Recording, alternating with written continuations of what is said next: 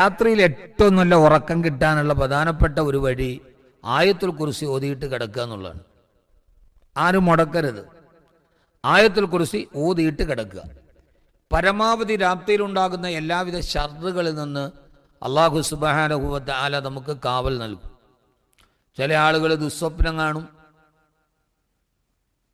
ഈ ദുസ്വപ്നം കാണുന്നത് തന്നെ പിശാചിൻ്റെ ഒരു വഴിയാണ്. ദുസ്വപ്നം കണ്ടാൽ എന്ത് ചെയ്യണം? പെട്ടെന്ന് കേട്ടോളി. ഇങ്ങനെയല്ലേ ഓരോന്ന് പഠിക്കുക. ഉറക്കത്തെ ദുസ്വപ്നം കണ്ടാൽ നേരെ ഇടതുഭാഗത്തേക്ക് തിരിഞ്ഞിട്ട് 3 പ്രാവശ്യം തുപ്പുന്നത് പോലെ ആംഗ്യം കാണിക്കണം. തുപ്പരുത്. തുപ്പി അടുത്ത് കിടക്കുന്ന ആളുടെ മുഖത്ത് കിടക്കും. അല്ല, ചാടി എഴുന്നേറ്റൊരു അടിയും തരും. മിക്കവാറും ഭർത്താവ് അതോടുകൂടി തലാക്ക് മേടിക്കും. എന്നിട്ടോ 3 ഭാഗത്തേക്ക് തുപ്പുന്നത് പോലെ ആംഗ്യം കാണിച്ചിട്ട് പറയണം, അഊദു ബികലിമാത്തില്ലാഹി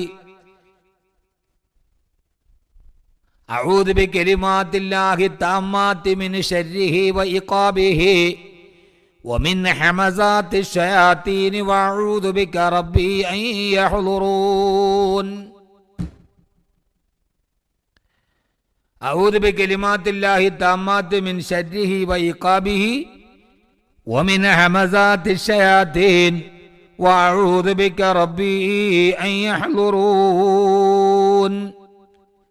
എന്ന് പറയണം. ആരെങ്കിലും ദുസ്വപ്നം കണ്ടാൽ ചെയ്യേണ്ടത് 3 പ്രാവശ്യം ഇടത്തേക്ക് തിരിഞ്ഞിട്ട് തുപ്പുന്നത് പോലെ ആംഗ്യം കാണിച്ചിട്ട് ഈ ദുആ ചെയ്യണം. അഊദു ബികലിമാത്തില്ലാഹി തമ്മാത്തി മിൻ ശർരിഹി വ ഇഖാബിഹി വമിൻ ഹമസാത്തി ശയാത്തീനി വഅഊദു ബിക റബ്ബി അൻ യഹ്ളുറൂൻ എന്ന് പറഞ്ഞാൽ അവൻ്റെ ആ ദുസ്വപ്നത്തിൻ്റെ പ്രയാസമൊക്കെ മാറും. ഇൻഷാ അല്ലാഹ് ചെയ്യൂലേ?